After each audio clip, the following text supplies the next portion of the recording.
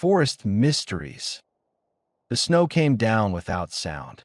That was the first thing Ronald noticed, though he did not know it would matter. He had walked this trail 1,000 times, from his cabin to the northern ridge and back. The trees were markers he knew by heart. The bent larch, the twin pines, the old stump that looked like a crouching bear. Today they were ghosts, their shapes blurred by the steady fall. He pulled his collar higher. The wind had died an hour ago, leaving the forest in a hush that felt heavier than silence. Each step made a soft crunch, then nothing. The snow swallowed the noise. He was 2 kilometers from home. His beard was already stiff with ice. The fur hat his father had left him sat low on his forehead, but the cold still found his temples. He thought about the stove waiting in the cabin, the kettle he had left on the iron shelf. A simple life. He liked it. The trail dipped slightly where a stream ran in summer. He knew the dip. He had crossed it 100 times. His right foot landed on solid ground. His left foot followed, and then the world disappeared. There was no warning. No krak, no groan. One moment he was walking, the next he was falling into something that had no bottom. The snow did not resist. It opened and swallowed him like a mouth. He tried to catch himself, but his arms were pinned before he could move. The snow pressed against his chest, his face, his legs. It was not the wet, heavy snow of early winter. It was dry, fine like sugar. It flowed around him, filling every gap. He twisted, and the snow twisted with him, tightening. He stopped falling after 3 or 4 seconds. He did not know how deep he was. His face was pointed up, but he could not see the sky. There was only white, inches from his eyes. A faint light filtered through, enough to tell him it was still day. He tried to breathe.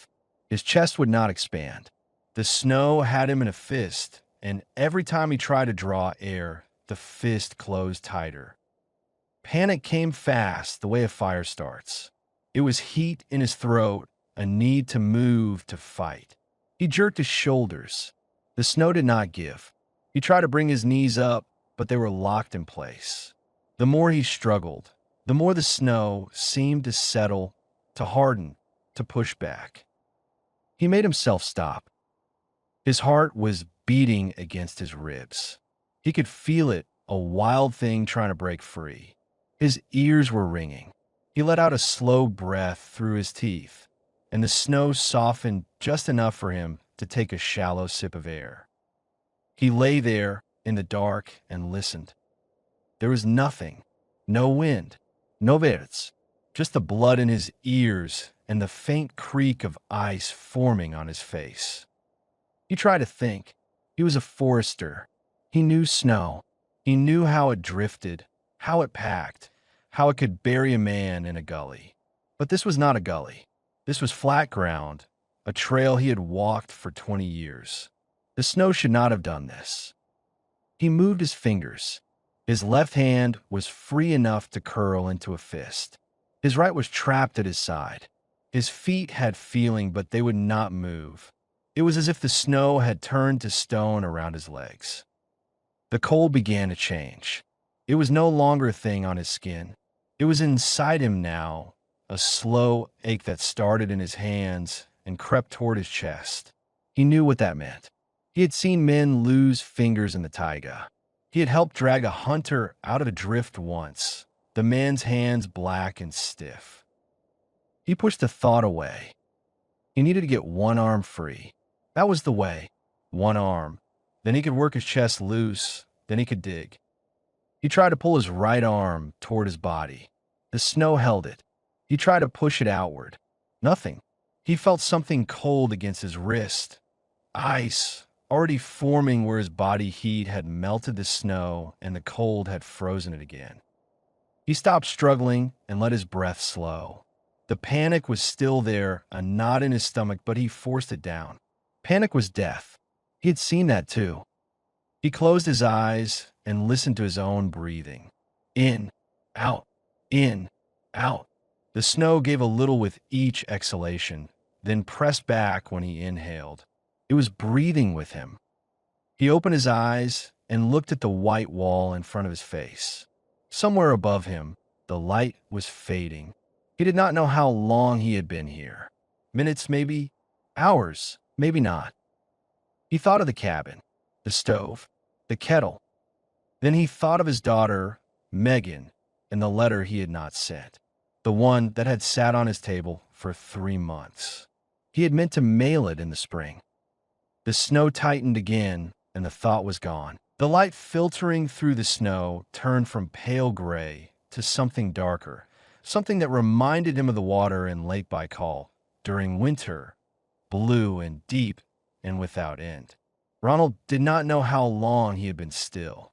His arms ached from the pressure, and his legs had gone from pain to a dull, distant numbness that worried him more than the pain had.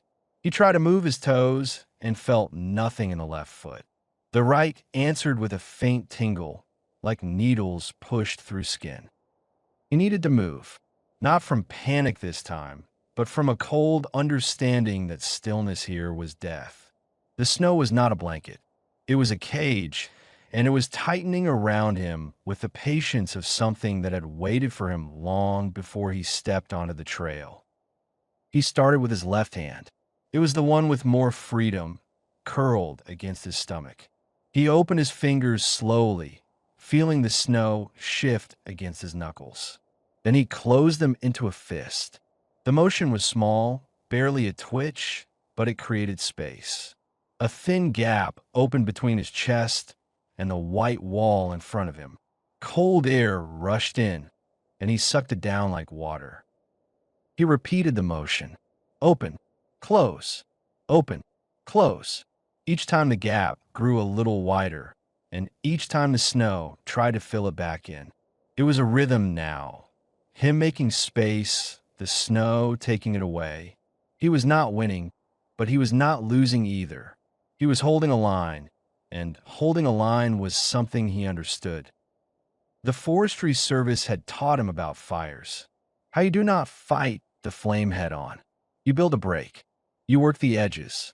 You let the fire tire itself out on ground that will not burn. He thought of that now, and he thought of the men he had worked with, the ones who had panicked and run into the smoke. He had not seen them again. He worked his left hand up toward his chest. The motion was agony. His shoulder screamed, and the snow pressed harder against his ribs, as if punishing him for the attempt. But his fingers found the collar of his coat, and he pulled. A pocket of air opened around his face. He turned his head to the side, and for the first time in what felt like hours, he was not staring at a wall of white. He was staring at darkness. The space was small, no bigger than the inside of Kettle Drum, but it was his. He breathed into it, and his breath came back warm against his cheeks. He kept working his left hand, bringing it up to his face, then down to his chest. The snow tried to follow, but he was faster now. He had learned its rhythm. It tightened when he rested. It gave when he pushed. His right arm was still trapped against his side. He could feel the ice forming on his sleeve, a hard shell that would not let him move. He would deal with that later. For now, he had his left hand, and his left hand could work. He touched his face. His beard was solid ice. His nose was cold, but not yet hard, which meant it was still alive. He pressed his fingers to his cheeks, his forehead, his ears. Everything was there. Everything was still warm enough to hurt, and hurt meant blood, and blood meant life. He let out a breath that was almost a laugh. It came out as a cough instead, dry and sharp in his throat. He needed to think. He was a forester. He knew the snow. He knew that what had happened today should not have happened. The trail was flat. There was no ravine, no gully, no old well. He had walked it for 20 years. The snow should have held him. It should have packed under his weight, not swallowed him like a mouth. He remembered a story from the old men in the village, something about snow that moved like water, that flowed over the land and buried everything in its path. They called it something, a word he could not remember. He had not believed them. He had seen avalanches in the mountains, but here, in the flat taiga, the snow was just snow. He looked at the wall of white inches from his face. It was not just snow. The crystals were too fine, too dry. They did not stick together the way good snow did. They moved like sand, shifting and settling, finding their way into every gap. He had heard of this. Sand dunes in the desert, swallowing whole caravans. But here, in the Siberian forest, in a place he had called home for 58 years. He pressed his left hand against the wall beside his head. The snow gave, but only a little. He pushed harder, and it pushed back. He felt something shift above him, a faint groan that came from somewhere deeper than the snow. He stopped. The groan stopped with him. He lay still, listening. The silence was absolute. Not the quiet of a winter morning when the birds are sleeping, but the quiet of something that was waiting. He had heard that silence before, in the deep taiga, when a predator was watching. It was a silence that held its breath. He did not move. He did not breathe. He waited, and the silence waited with him. His left hand was still pressed against the wall. He pulled it back slowly, and the snow did not follow. The gap he had made stayed open. For now, the cage was holding. He did not know how much time passed before he allowed himself to breathe again. The light had changed. What had been dark blue was now black. Night had come. He had been in the ground for hours. He thought of the cabin. The stove would be cold by now. The kettle would be sitting on the iron shelf, the water inside frozen solid. He thought of the letter on the table, the one he had not sent, and he wondered if anyone would find it before the spring melt washed it away. He pushed the thought down. Thinking about the letter was a luxury, and he had no room for luxuries. He had his left hand. He had his breath. He had a pocket of air no bigger than a kettle drum. He had the night. He began to work his left hand again, not trying to free himself, just trying to keep the space open. Open, close, open, close. The rhythm was something to hold on to, something that was his. The snow pressed against him, and he pressed back. The dark was complete now, and Ronald had stopped trying to measure time by the light. He measured it by his breath. Each exhale was a small victory. Each inhale was a gamble. The pocket he had carved around his face was still there, but it had shrunk. The snow crept back while he slept, or while he fell into something that was not quite sleep, a place where his thoughts scattered like birds and came back to him in fragments he did not recognize.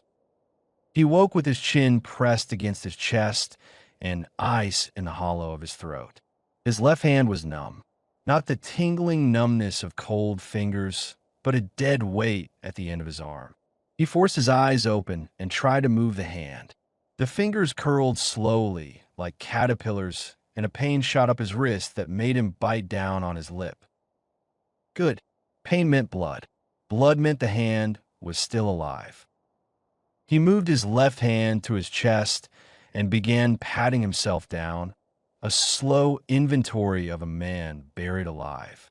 The coat was there, thick wool, his father's before it was his. The fur hat was still on his head, pushed forward over his ears. Good. The boots were on his feet, but he could not feel them. He would worry about that later. His fingers found the pocket on his chest, the one he had sewn himself after the old coat had worn through. He unbuttoned it slowly, his fingers clumsy, and reached inside. The first thing he touched was the lighter. A Zippo, brass, with a dent on the side from the time he dropped it on the rocks at the ranger station. He had filled it 3 days ago. It would work, but not here. Fire in this hole would use up the air faster than the cold would kill him. He put it back. Next was the knife. A folding blade with a wooden handle, small enough for gutting fish, big enough to matter. He pulled it out and held it in his palm. The metal was cold, but the handle was warm against his skin. He closed his fist around it and felt something like comfort. A man with a knife was not helpless. A man with a knife still had choices. He put the knife in his mouth, holding the handle between his teeth, and reached back into the pocket. His fingers brushed against the flask. He pulled it out and held it up to the dark. He could not see it, but he knew it. Stainless steel, dented, with a faded eagle stamped on the side. His father had carried it through the war. He had carried it for 20 years. He unscrewed the cap with his teeth and lifted the flask to his lips. The smell of vodka hit him, sharp and clean. His throat burned just from the smell. He held it there, his mouth open, the liquid waiting. One swallow would warm him. One swallow would loosen the knot in his chest. One swallow would be the last clear thought he had for hours, and he knew it. He closed the flask and put it back. The vodka was not for drinking. It was for cleaning wounds, for keeping his fingers from freezing if he could get them free. It was for the moment when the choice was between losing a hand and losing everything. He had seen men drink themselves warm in the taiga. He had seen them sleep and not wake up. The vodka made the blood go to the skin, made a man feel hot while his heart slowed down. He would not make that mistake. He kept searching the pocket. A piece of dried fish wrapped in wax paper. A sewing needle stuck into a scrap of leather. A length of fishing line wrapped around a piece of wood. The things a man carried when he spent his life in a place where the nearest neighbor was 30 kilometers away.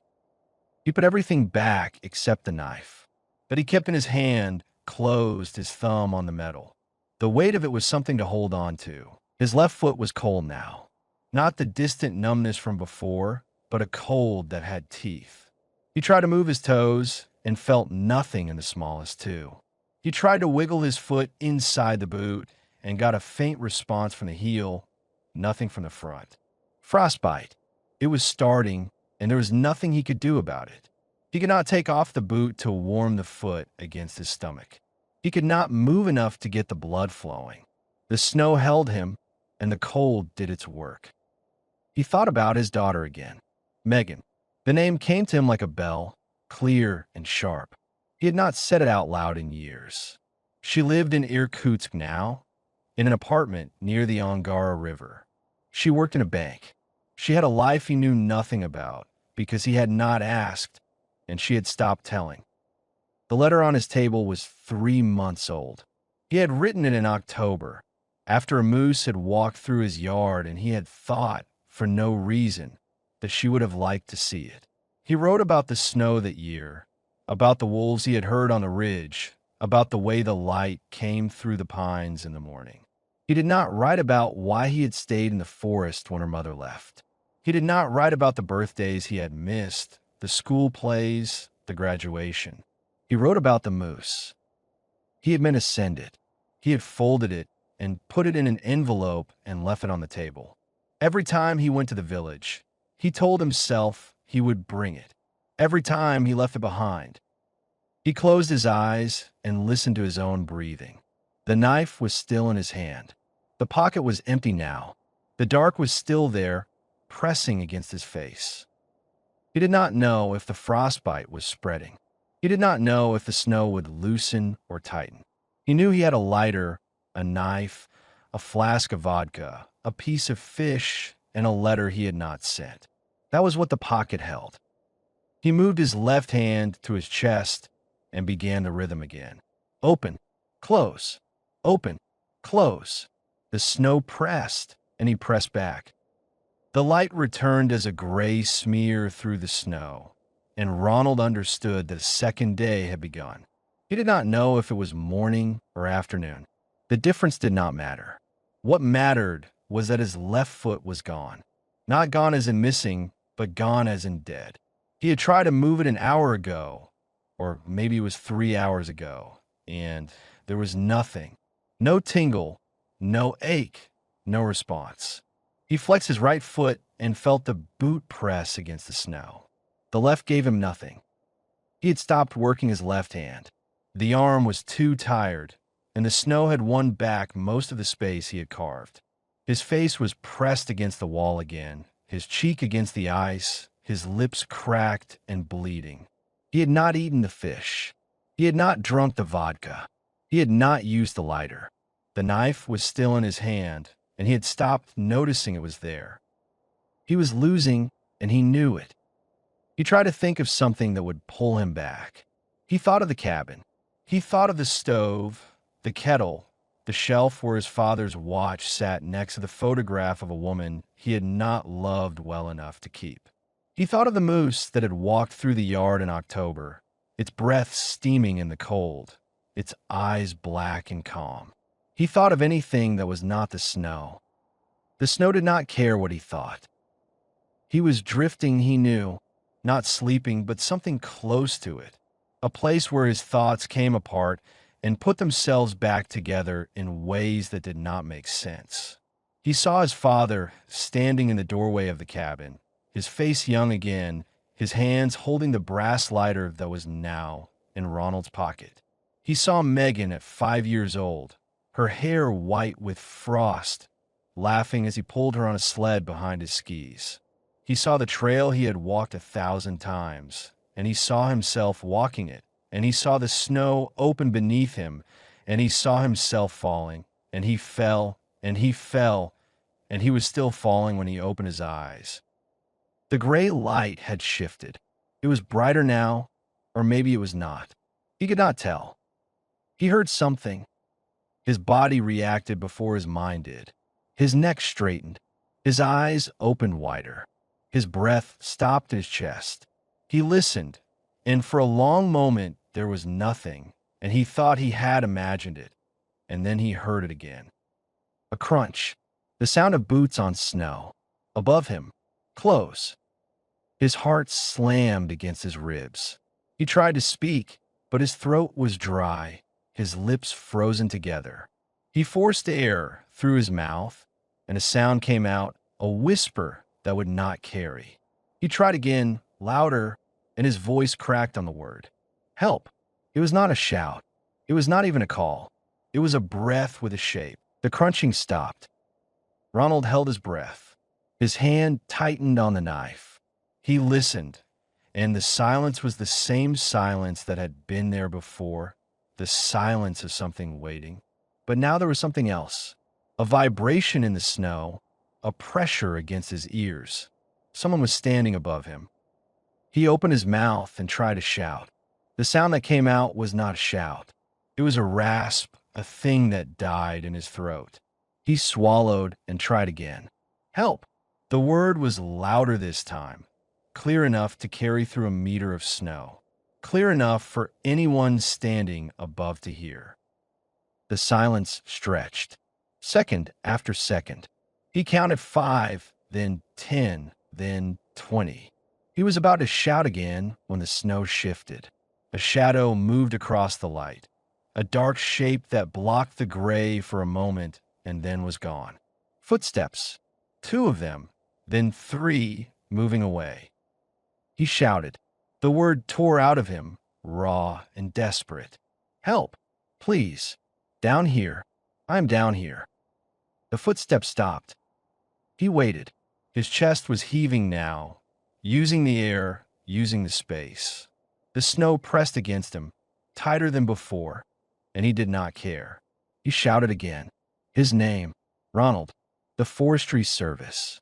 Down here, in the snow. The footsteps started again, but they were not coming back. They were moving away, one crunch after another, each one quieter than the last. He shouted until his voice was nothing, until his throat was bleeding, until the footsteps were gone and the silence was the only thing left. He lay in the dark and listened to his own breathing. The knife was still in his hand. The pocket was still against his chest. The letter was still on the table in the cabin, 3 months old, unsent. He closed his eyes and waited for the sound to come back. It did not. He thought about the footsteps. He thought about the shadow that had crossed the light. He thought about the way they had stopped when he shouted, the way they had waited, the way they had moved away. He thought about the voice that had spoken, because there had been a voice. He had heard it through the snow, muffled and strange, but he had heard it. It had said something, and he had not understood the words, but he had heard the tone. Flat, disinterested, a voice that had heard him and had walked away. He opened his eyes and stared at the white wall in front of his face. The light was fading again. The second day was ending, and he was still here, and the snow was still holding him, and the footsteps were not coming back. He tried to remember the voice. He tried to fit words to the shape of it. It was not a voice he knew. It was not a voice from a village or the ranger station. It was a voice that had no business being here, on this trail, in this storm, at the end of a second day, when no one came looking for him because no one knew he was gone. He reached into his pocket and touched the letter. The paper was stiff with cold.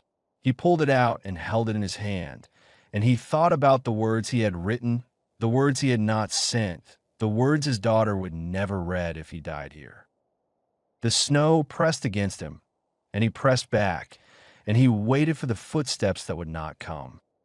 He did not know when he stopped being cold. It happened sometime after the light faded the second time, or the third time, or whatever time it was when he closed his eyes and forgot to open them again. The ache in his hands was gone. The burning in his chest was gone. There was only a stillness that felt almost warm, a heaviness in his limbs that reminded him of lying in bed as a child, too comfortable to move, watching the frost bloom on the window. He knew what this was. He had read about it in the old books at the ranger station, the ones with cracked spines and yellow pages. Hypothermia. The body stops fighting. The blood pulls back from the hands and feet to keep the heart warm. And when that is not enough, the heart slows down. And somewhere in the middle of it, when the cold has won, the dying man feels warm. He feels peace. He was dying, and he did not care enough to fight it. The knife was still in his hand. He had forgotten what it was for. The flask was still in his pocket. The letter was somewhere, pressed against his chest, or slipped down into the snow. He did not know. He thought about the letter and felt nothing. He thought about Megan and felt nothing. The warmth was spreading, and the warmth was a liar, and he let it lie. He was falling again, but this time the falling was soft. There was no panic, no struggle. The snow opened beneath him, and he went down, past the roots and the stones, past the places where the ground was frozen solid, down into a dark that was not cold.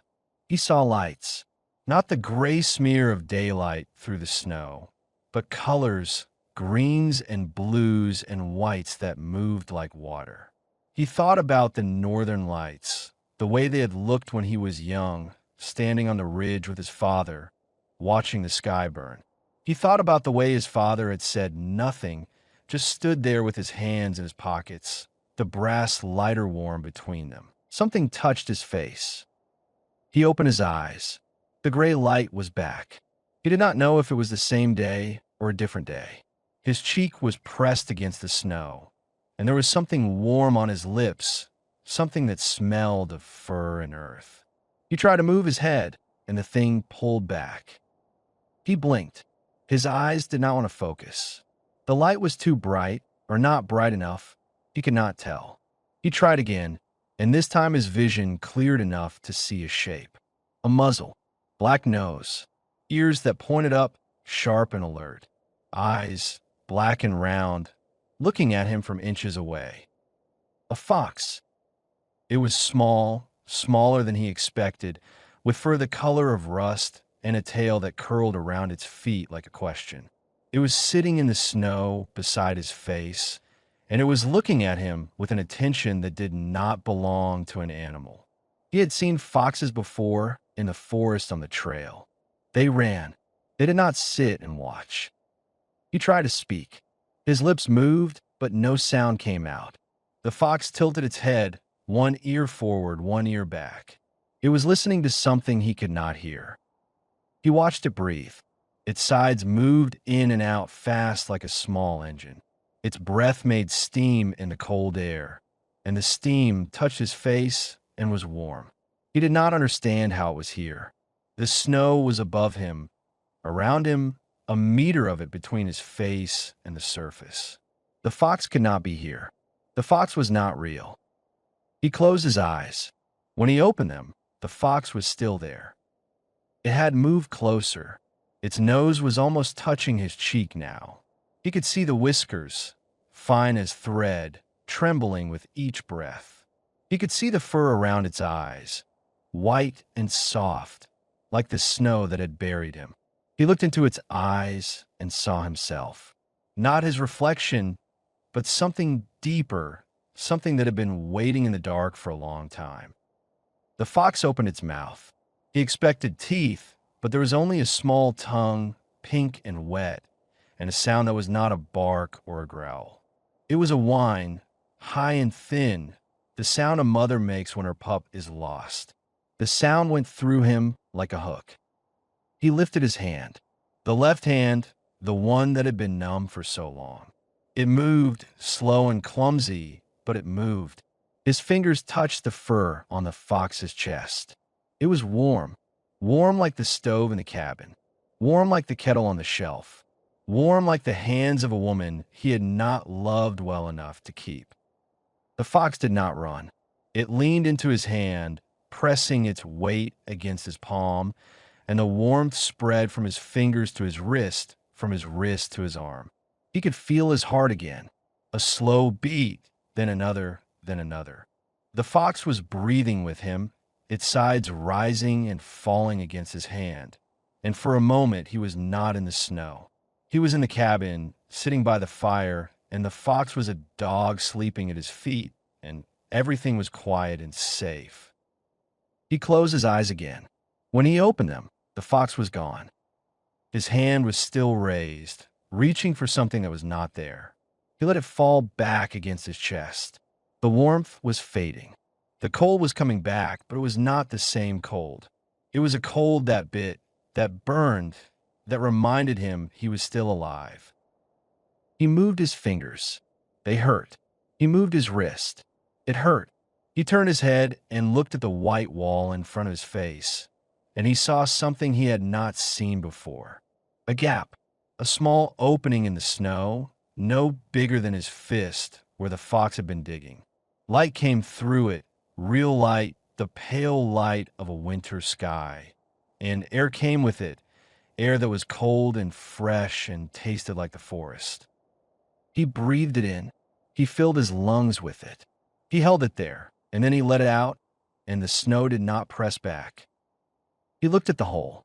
It was small. It was not big enough to escape. But it was there, and it was new, and the fox had put it there. The fox, or something that looked like a fox, or something that wore the shape of a fox, because that was the only shape he would trust. He did not know. He did not care. He reached into his pocket and touched the letter. The paper was stiff, but it was still there. He pulled it out and held it in his hand, and he looked at the hole in the snow, and he began to work his arm. Not the rhythm from before, open and close, open and close. Something new, a push toward the light, a pull against the snow. The fox was gone, but the hole was still there, and the hole was the size of his fist, and he was going to make it bigger. His arm would not move the way he wanted. The muscles had forgotten how to pull, how to push, how to do anything except lie still against his chest. He lifted his hand to the hole the fox had made, and his fingers touched the edge of it, and then they stopped. The strength was gone. He had spent it all on the rhythm of opening and closing, on the shouting that no one had heard, on the watching and the waiting and the hoping that had turned to nothing. He let his hand fall back against his chest and closed his eyes. The warmth was gone too. The cold was back, but it was not the cold of the first night, when his body still had something left to burn. It was a cold that came from inside him, a cold that had settled into his bones and made its home there. He could feel it in his spine, in his hips, in the hollow places behind his knees. His left foot was dead. His right foot was dying. His left hand was a thing of wood and leather, something he wore on the end of his arm, something that did not belong to him anymore. He thought about the fox. He thought about the warmth of its fur against his palm, the way it had leaned into his hand, the way it had looked at him with eyes that were not the eyes of an animal. He thought about the hole it had made, the small opening that let the light through. He thought about the way it had whined, the sound of something lost, something looking for home. He opened his eyes and looked at the hole. It was still there. The light that came through it was thin and pale, the light of a winter afternoon, the light that came through the windows of the cabin in December, when the days were too short and the nights were too long. He watched the light and thought about the things he had done to get here. The Forestry Service had taught him to be careful. It had taught him to check the snow before he walked on it, to look for the signs of drift and slide, to never assume the ground was solid just because it looked solid. He had known better. He had walked the trail 1,000 times, and on the 1,001st time, he had stopped looking. He had stopped paying attention. He had walked like a man who had nothing left to lose, and the snow had taken him. He thought about Megan, the way she had looked the last time he saw her, standing in the door of the apartment in her Kutsk, her arms crossed over her chest, her face a wall he had built himself, brick by brick, year by year. She was 23 then, or maybe 24. He had stopped counting. She had asked him why he did not come to the city, why he did not call, why he did not act like a father. He had told her the forest was his home, and she had said the forest was not a home. It was a place to hide, and then she had closed the door, and he had walked back to the train station, and he had not written, and he had not called, and he had let the silence grow until it was the only thing between them. He had written the letter in October because the moose had walked through his yard, and he had thought, for no reason, that she would have liked to see it. He had written about the snow that year, about the wolves on the ridge, about the light through the pines. He had not written about the door closing. He had not written about the years he had missed. He had not written about the way her mother had looked at him the day she left, the way she had said he loved the forest more than he loved them, the way he had not argued because he knew it was true. The letter was in his pocket, pressed against his chest, the paper stiff with cold. He pulled it out and held it in his hand. He could not read it. The light was too thin, and his eyes were too tired. But he knew what it said. He had written it. He had folded it. He had left it on the table for 3 months, because sending it would have meant admitting that he had been wrong, and he had spent 58 years learning how to be right. His hand was shaking, not from the cold, but from something else, something that had been waiting in the dark with him, waiting for the moment when there was nothing left to hide behind. He thought about the fox again. He thought about the way it had looked at him, the way it had seen him, the way it had not turned away. He thought about the hole it had made, the small opening that let the light through, the small opening that was not enough to save him, but was enough to show him that the light was still there. He put the letter back in his pocket. He buttoned the flap. He looked at the hole in the snow, and he looked at his left hand, and he began to move it again. Not toward the hole.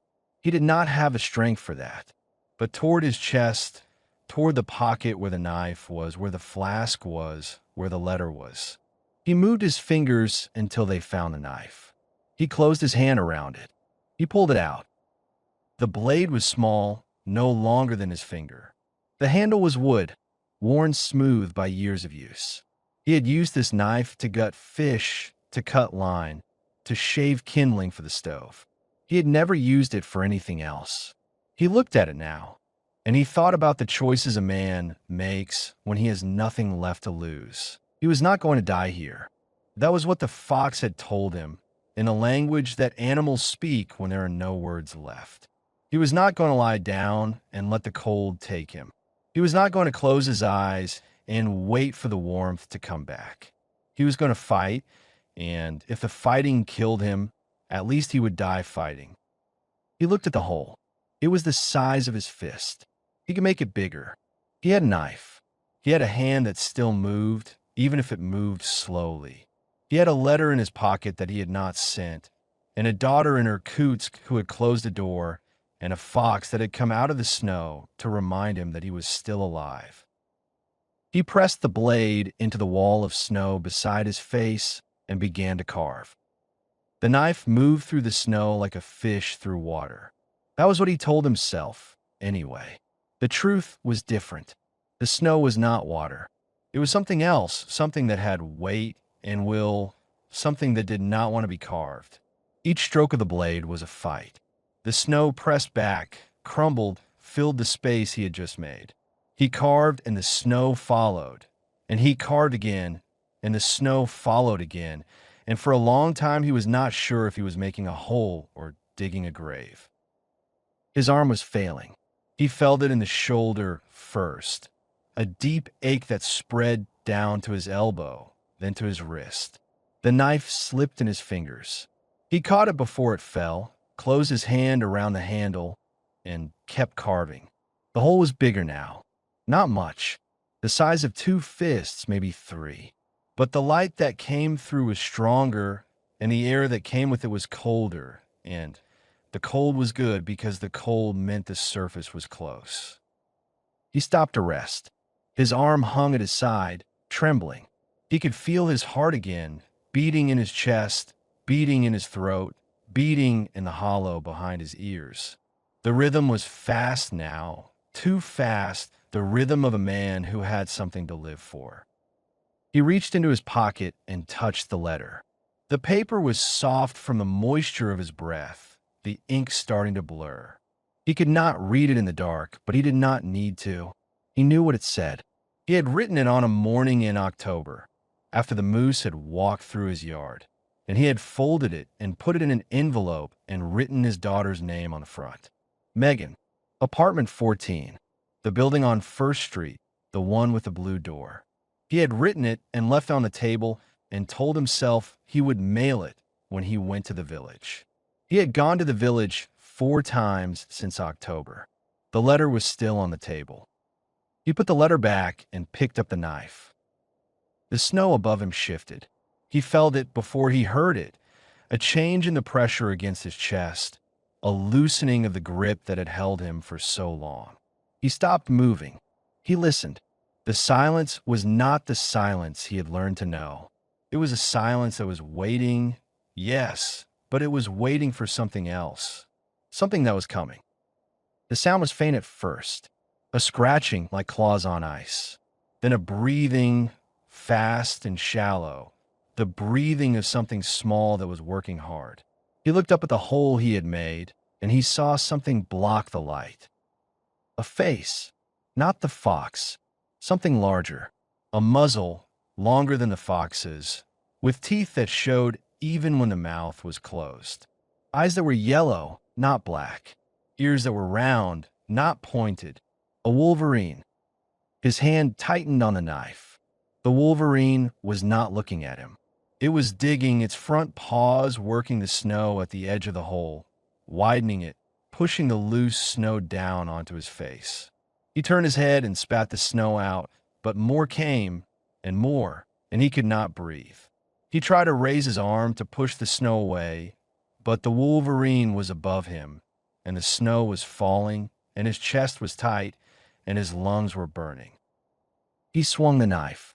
It was a wild swing, blind, without strength, but the blade caught the wolverine's paw, and the animal jerked back.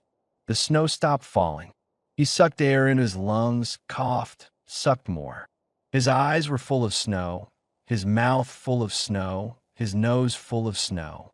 He wiped his face with his sleeve and looked up. The wolverine was still there. It had moved to the side of the hole, its yellow eyes watching him, its mouth open, its tongue out. It was not attacking. It was waiting. He watched it breathe. Its sides moved in and out fast like the fox, but there was nothing gentle in this animal. The fox had come to him. The wolverine had come for something else. For the fish in his pocket, maybe. For the dried meat on his belt.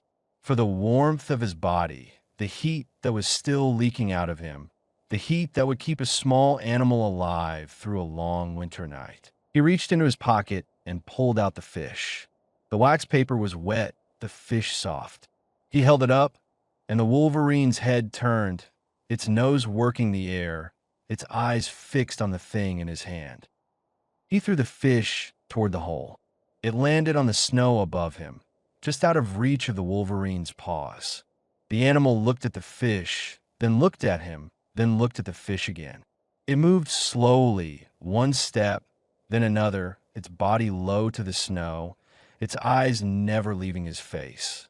It reached the fish and took it in its mouth, and then it was gone, a flash of brown fur against the white snow, and the silence came back. He lay in the dark and listened to his own breathing. The hole was wider now.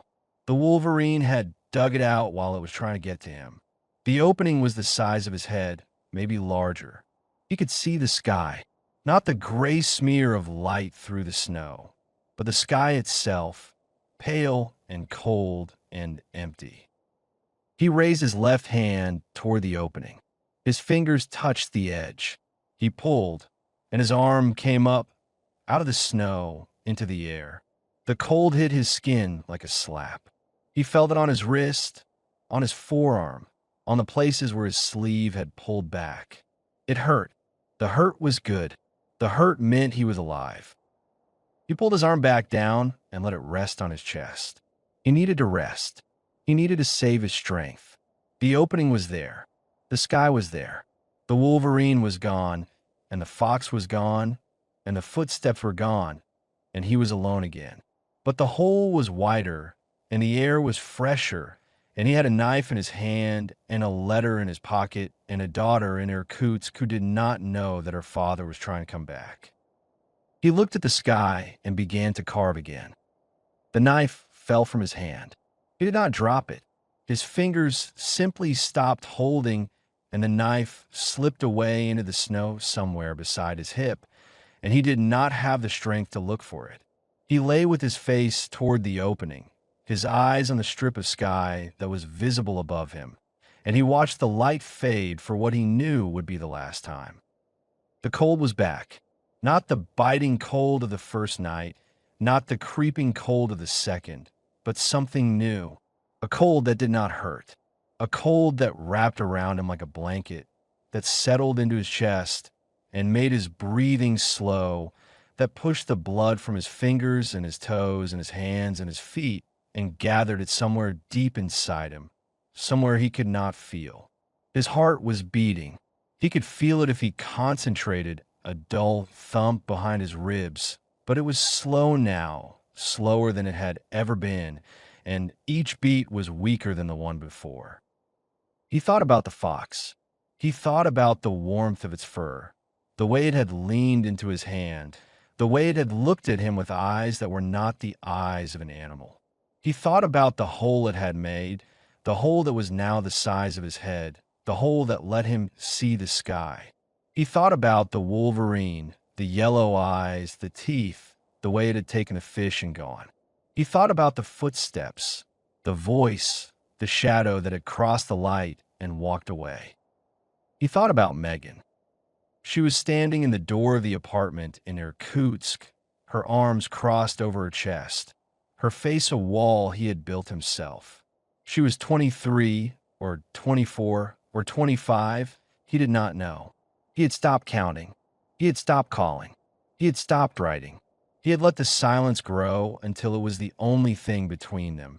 And now he was here in the snow, and the silence was the only thing around him, and he understood that he had been here all along.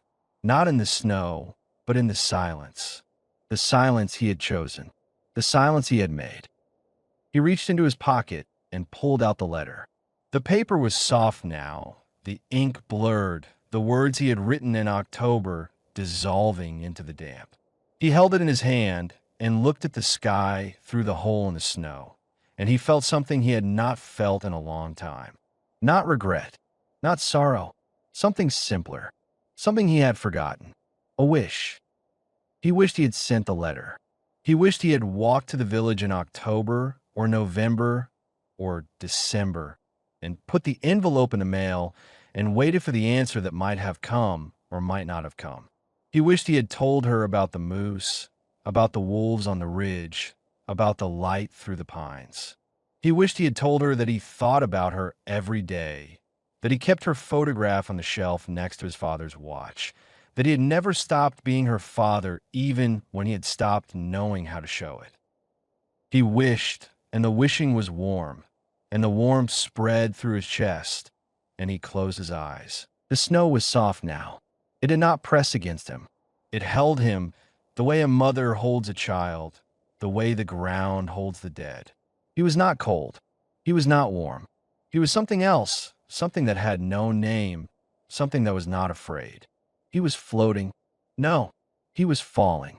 No, he was rising. He was moving through the snow, up toward the opening, up toward the sky, and the snow parted around him like water, and the light was bright, and the light was warm, and the light was the color of the northern lights, green and blue and white, and he was standing on the ridge with his father, and his father was young, and the sky was burning, and everything was quiet and safe. He opened his eyes. The sky was still there. The hole was still there. The letter was still in his hand. He was not standing on the ridge. He was in the snow, and his chest was cold, and his hands were cold, and his feet were gone, and his heart was beating, slow and weak, but beating. He had almost let go. He had almost gone into the light, into the warmth, into the place where his father was young, and the sky was burning, and there was no snow, no cold, no silence. He had almost let go, and something had pulled him back. Not the fox, not the wolverine, something else, something that was his. He looked at the letter in his hand. The ink was gone. The words were gone. There was only the paper, soft and wet, and the faint trace of the lines he had written, the lines that had said something about a moose and the snow and the light through the pines, the lines that had not said the things he meant. He folded the letter. He put it back in his pocket. He buttoned the flap. He looked at the hole above him. It was the size of his head. He could reach it. He had reached it before, with his arm, with his hand. He could reach it again, but reaching it was not enough. He had to get through it. He had to pull himself up, out of the snow, into the air, into the cold, into the world where his daughter was waiting, even if she did not know she was waiting. Even if she had closed the door and stopped answering the phone and stopped writing letters that he never sent back. He moved his left hand to his chest. His fingers found the button of his coat. He undid it. He undid the next one, and the next one, and the next one. His hands were clumsy, his fingers thick and slow, but he worked them one at a time, and the buttons came loose, and the coat opened, and the cold hit his chest like a wall. He gasped. The air was ice in his lungs. His heart jumped, stumbled, found its rhythm again, faster now, harder now, a fist beating against his ribs. He reached into his coat and pulled out his shirt, pulled it away from his skin, let the cold have him. The cold was pain. The cold was life. The cold was the thing that would kill him if he let it, and he was not going to let it. He raised his left hand to the hole. His fingers touched the edge. He pulled, and his arm came out of the snow. He pulled again, and his shoulder came out. The snow was tight around his chest, around his hips, around his legs. It held him the way it had held him from the beginning, but the beginning was over, and the end was here, and he was not going to let the snow win. He took a breath. He took another. He took a third, and then he pulled. The snow did not want to let him go.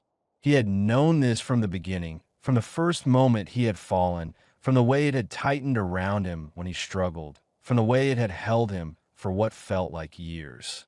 But knowing was not the same as feeling, and he felt it now, in his chest, in his hips, in the legs that would not move, in the feet that were not there anymore. The snow had made a place for him. It had shaped itself around him, the way water shapes itself around a stone, and it did not want to let him go. His left arm was out. His shoulder was out. His head was out. His face turned to the sky, the cold air burning his lungs, the stars coming out one by one in the darkening blue. He could see them. He could see the stars. He had not seen the stars in 3 days or 4 days or however long he had been in the ground, and they were the same stars he had seen 1,000 times from the ridge behind his cabin, the same stars his father had shown him when he was a boy, and they were the most beautiful thing he had ever seen. He pulled again. His chest came free, and the cold hit him like a wave, and his heart lurched, and he gasped, and the air was ice, and the ice was fire, and he was alive. He was alive, and the stars were above him, and the snow was below him, and he was halfway out of the grave that had almost been his. He stopped to breathe. His arms were shaking. His chest was shaking. His whole body was shaking the way a tree shakes in the wind, the way the ground shakes when the frost goes out of it in the spring. He could feel the blood moving in him, moving back to places it had abandoned, moving with a heat that hurt, that burned. That was the worst pain he had ever felt and the best pain he had ever felt. He looked down. His body was still in the snow. His hips were buried. His legs were buried. His feet were buried, and he could not feel them, and he knew that he would never feel them again. He had known this for a long time, since the second night, maybe since the night he had stopped moving his toes and started counting the hours by his breath. But knowing was not the same as accepting, and he had not accepted it until now. He put his left hand on the snow beside the hole. The snow was hard there, packed by the wind, by the days and nights he had spent beneath it. He pressed his palm against it, and the cold bit into his skin, and he did not pull away. He would need his hands. He would need his arms. He would need his chest, his back, the muscles he had built in 58 years of walking the taiga, of cutting wood, of living a life that had prepared him for this moment without his knowing. He pulled again. His hips moved. The snow made a sound, a groan, a sound like something waking up. He pulled again, and his hips came free, and his legs came with them, and the snow released him. He was out. He was lying on the surface, his face in the snow, his arms spread wide, his legs behind him, useless, dead, the weight of them dragging at him like anchors. He was out, and he could not move. He had spent everything he had. The knife was in the hole. The flask was in his pocket. The letter was in his pocket. The letter he had not sent. The letter that was now the piece of wet paper with no words on it. The letter that was the only thing he had left of the things he had meant to say. He lay there, and the cold came for him again. It was not the cold of the hole, the slow cold, the patient cold. It was the cold of the open air, the cold that moved, the cold that had teeth. It found his face, his hands, his chest, the places where his coat was open and his shirt was wet. It found the places where the blood was trying to come back, and it pushed the blood away, and it began to freeze the water in his clothes, and it began to take him again. He heard a sound, a branch breaking somewhere in the trees. He lifted his head. The snow was white, the trees were black, the sky was dark. The stars were there, and the moon was coming up, and the forest was the same forest he had walked for 20 years, the same forest he had called home, the same forest that had tried to take him and had failed. He heard the sound again, closer now, the crunch of snow, the sound of something moving, something large, something that had been waiting. He thought of the wolverine, the yellow eyes, the teeth. He thought of the wolves that had been on the ridge in October, the ones that had howled in the night, the ones that had followed the deer through the taiga. He thought of the things that came out when a man was dying, the things that waited for the warmth to leave, the things that took what was left. He put his hand in his pocket. His fingers found the flask. He pulled it out. The metal was cold, the vodka inside frozen, the cap stuck. He put it in his mouth and bit down on the cap, twisted, pulled. The cap came loose. He put the flask to his lips and tilted his head back. The vodka was not for drinking. He had told himself this on the first night, and on the second, and on the third. The vodka was for wounds, for frostbite, for the moment when the choice was between losing a hand and losing everything. He had saved it. He had kept it. He had not let himself drink it, even when the warmth had called him, even when the white sleep had come for him, even when he had almost let go. He swallowed. The vodka burned his throat, his chest, his stomach. It spread through him like fire, and the fire was not the warmth of the white sleep, the warmth that lied. It was the warmth of a man who was still alive, who had chosen to be alive, who had pulled himself out of a grave and was not going to let the cold take him again. He pushed himself up on his hands. His arms were shaking, but they held. He looked at the forest. The trees were black against the snow. The trail was somewhere to his left. The cabin was 5 kilometers away. 5 kilometers through the snow, on hands and knees, with feet that were dead and hands that were dying and a body that had given everything it had and still had more to give. He put the flask back in his pocket. He put his hand on the snow. He began to crawl. The cabin was not there when he looked up. It was there when he looked down, when his hands touched the snow, when his arms pulled, when his knees dragged behind him, useless, dead weight that he could not feel and did not think about. But when he looked up, when he raised his head to see how far he had come, there was only the snow and the trees and the dark, and the cabin was somewhere ahead of him, somewhere he could not see, somewhere that might as well have been 1,000 kilometers away. He crawled. He did not know how long he crawled. The stars moved across the sky, and the moon rose and climbed and began to fall, and the cold did not leave him, and the vodka burned in his stomach, and his hands left prints in the snow that filled behind him as soon as he moved on.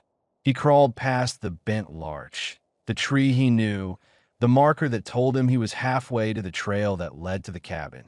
He crawled past the twin pines, the ones that stood together like brothers, the ones he had used to find his way home on nights when the snow was too deep and the light was too thin. He crawled past the old stump that looked like a crouching bear, and he did not stop because stopping was death, and he had chosen life. His hands were bleeding. He did not know when it started. The skin had split on his palms, on his fingers, on the knuckles where the ice had cut him. The blood was dark in the moonlight, black on the white snow, and it froze as soon as it left him, and his hands left prints that were red and white, and he did not feel the cuts because his hands were not his hands anymore. They were things that moved when he told them to move, things that pushed when he told them to push, things that had a job to do and would do it until they could not do it anymore. He heard the sound again, the breaking branch, the crunch of snow, the thing that had been following him since he left the hole. He did not look back. He did not have the strength to look back. He put his hands on the snow and pulled, and his knees dragged behind him, and his feet were somewhere behind his knees, and he did not think about them. He thought about the cabin. He thought about the stove, the kettle, the shelf where his father's watch sat next to the photograph of a woman he had not loved well enough to keep. He thought about the letter on the table, the one he had not sent, and he remembered that the letter was in his pocket now. The words gone, the paper wet, the only thing he had left of the things he had meant to say. The trail appeared. He knew it by the way the snow was packed, by the way the trees, open on either side, by the way the ground sloped down toward the stream that was frozen solid and would not thaw until April. He had walked this trail 1,000 times. He had walked it in the snow and the rain and the sun, in the morning and the evening and the middle of the night, when the wolves were howling and the wind was screaming and the only light was the lantern in his hand. He had walked it without thinking, without looking, without knowing that the ground beneath his feet was not ground at all, but something that was waiting. He crawled. His hands were bleeding. His arms were shaking. His chest was heaving, the air burning in his lungs, the cold burning on his skin. He crawled past the place where the stream ran in summer, the place where the snow had opened and swallowed him, the place that had almost been his grave. He did not look at it. He put his hands on the snow and pulled, and the snow held him, and he crawled. The cabin was there when he looked up.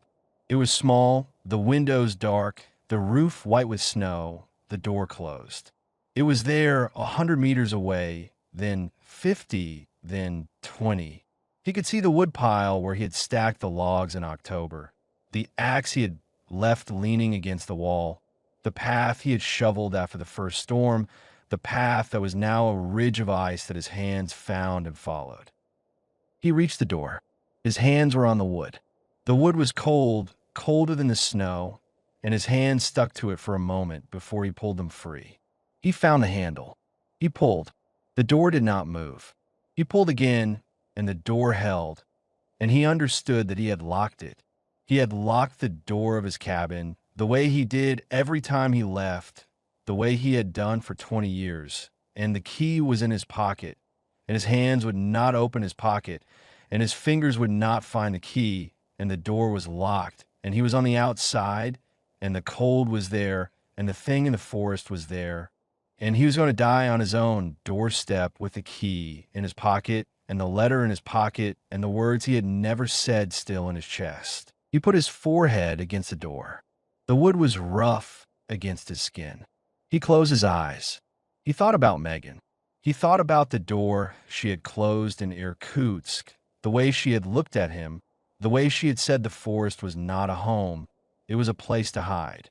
He thought about the key in his pocket, the key to this door, the key he had carried for 20 years, the key he could not find because his hands were dead and his fingers were frozen, and he had come all this way to die on the wrong side of a door he had locked himself. He reached into his pocket. His hand was a thing of wood and leather, something he wore on the end of his arm, something that did not belong to him. His fingers found the flask. They found the letter. They found a key. They closed around it. They pulled it out.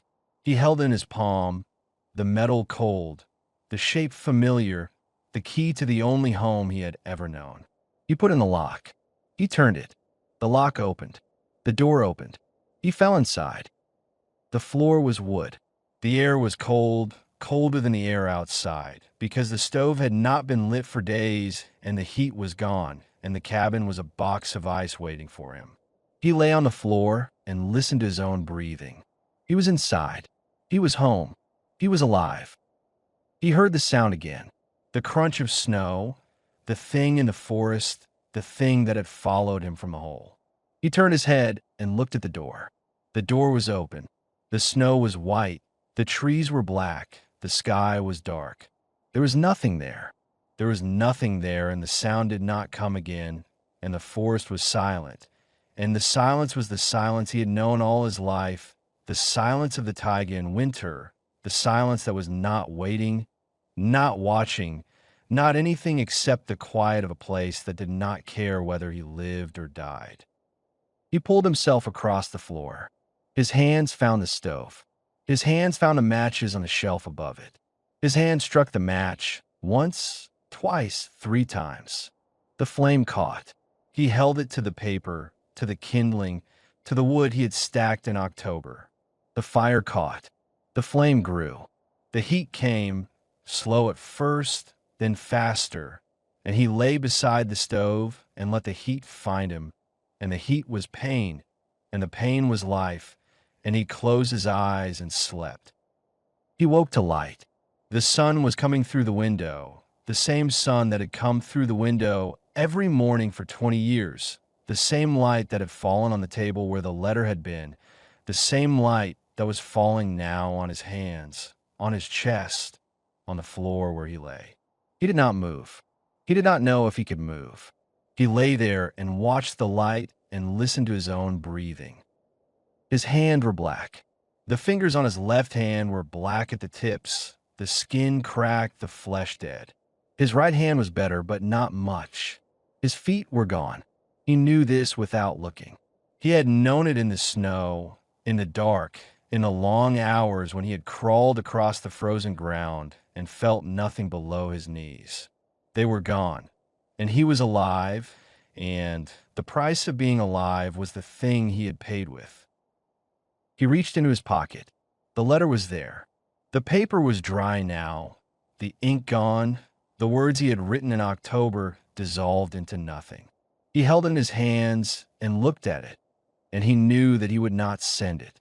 He would not send it because it was not the letter he needed to send. The letter he needed to send was not on the paper. It was in his chest, in his throat, in the places where the words had been waiting for years, waiting for the door to open. He put the letter on the table. He found a pen. The ink was frozen, but the heat was in the cabin now. The stove was warm, and the ink would thaw. He waited. The light moved across the floor. The fire crackled. The silence was the silence of his home. And it was not the silence of the grave. It was the silence of a place where a man could sit and think and write the things he should have said. He picked up the pen. He put to the paper. He wrote,